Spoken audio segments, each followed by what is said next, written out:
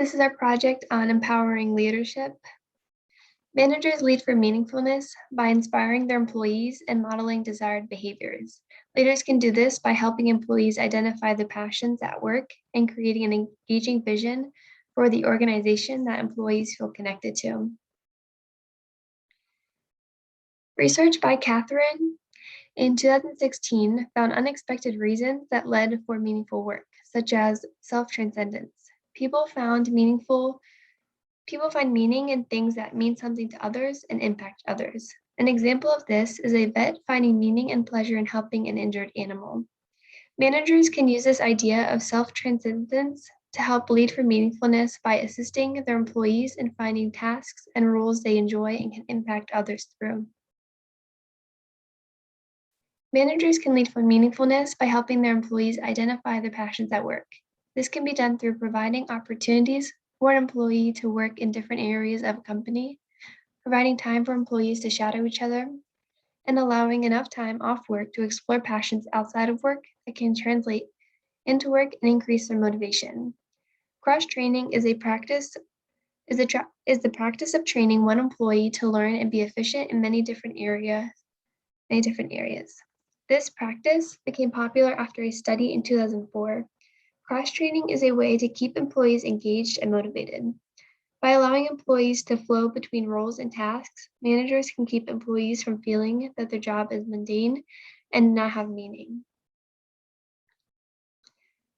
Managers can lead for meaningfulness by creating an exciting organizational vision employees feel connected to and engaged with.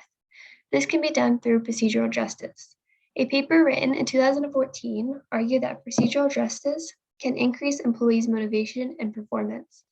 They also stated that employees whose morals align with their company's morals and beliefs are more engaged. Managers can use this information by hiring employees who already share common morals, causing the employees to feel more connected to their company and work. Managers can also guide current employees and educate them on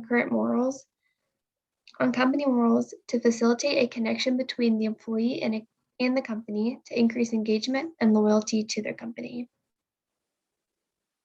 Leading for self-determination. Managers can lead choice by delegating meaningful assignments and tasks. A delegating leadership style is a low task and relationship behavior approach to leadership where a leader empowers an individual and exercise autonomy. Employing this approach entails providing an individual with the big picture, then trusting them to deliver agreed upon results. Examples of self-determination. For a leader, it turns the control over to the leader, allows the individual to make their own decisions, remain accessible, and provides the big picture. Self-determination for employees will perform the task in a high standard. They will perform the task in high standard, share the good and the bad news, the ability to become a better leader, and committed to the joys of the task.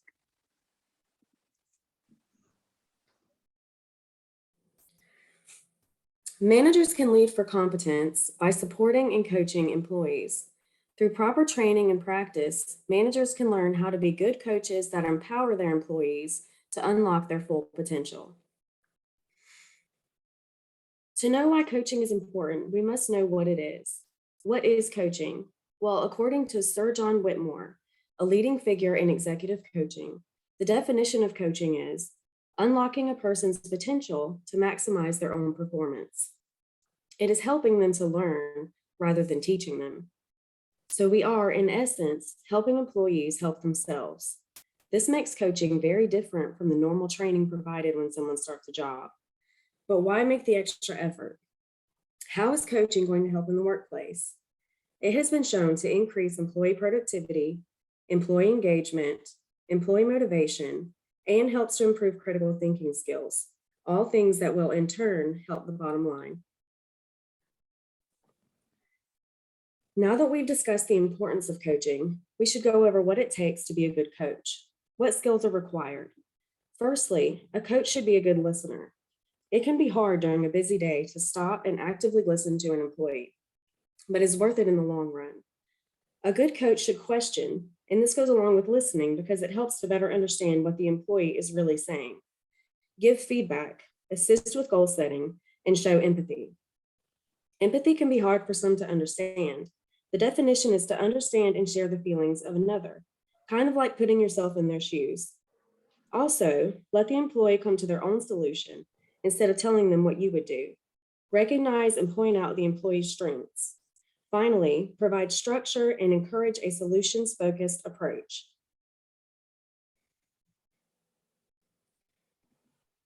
The skills to be a good coach may seem like common sense, but many leaders in the workforce are not truly aware of what it takes to lead for competence. This is where training and practice come into play. A short, comprehensive training program is best to start the process. The skills on the last slide are not difficult to learn, so there's no need for a long, in-depth training process. Leaders simply need to be made aware of what it takes to be a good coach. Once complete, it is essential to allow the leaders the opportunity to practice the skills they have learned in a safe environment before applying in a real-world setting. It also helps to receive feedback from coaching experts in order to improve. Just like every skill, it takes time and continued effort to grow, so this is not a one and done process. Leaders need continued training as new research comes out on the topic, and practice. Practice makes perfect.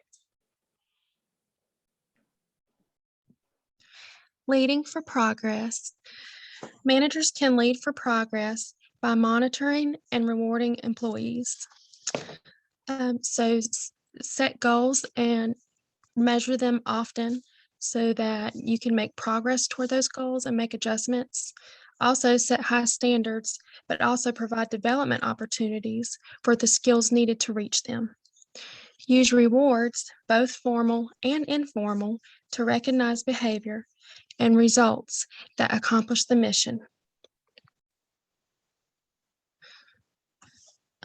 In monitoring employees, monitoring momentum,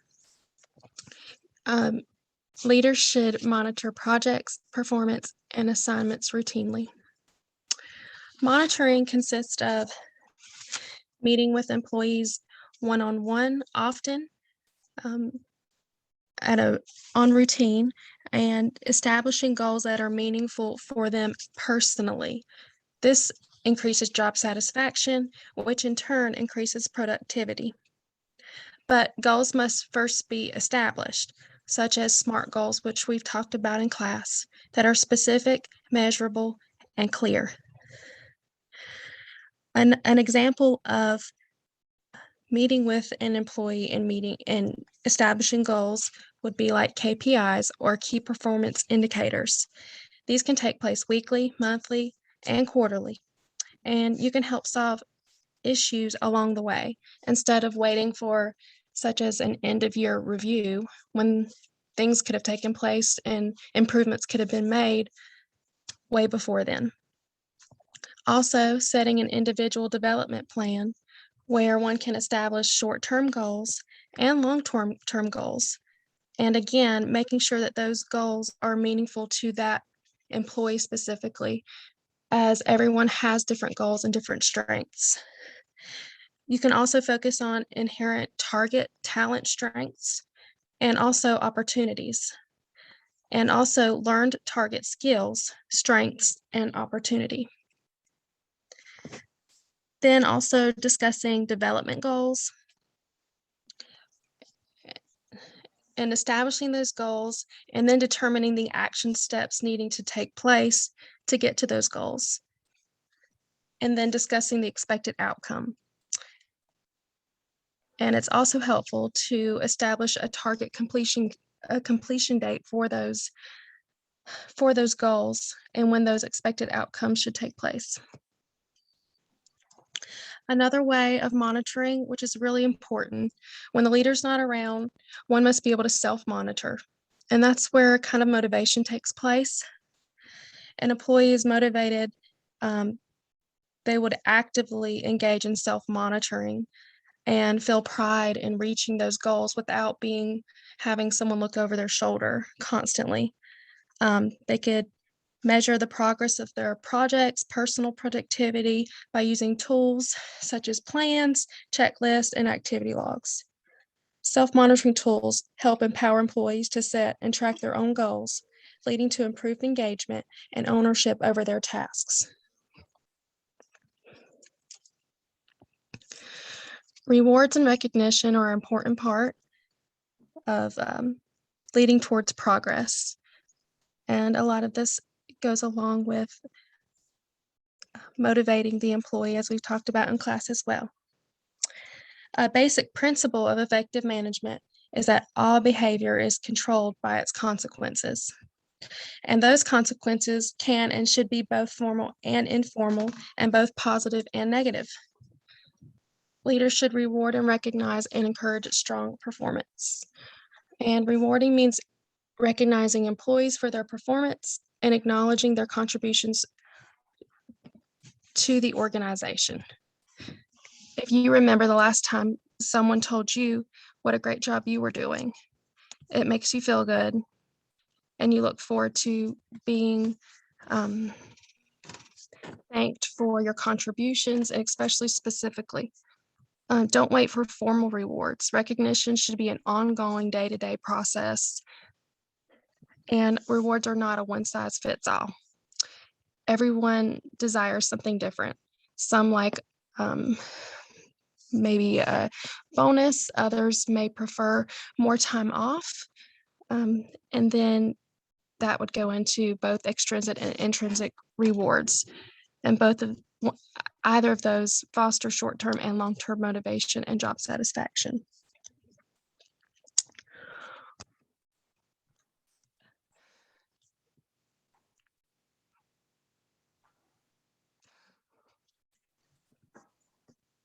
So that is the end of our project on leading with meaningfulness. These are our reference lists, and that is all.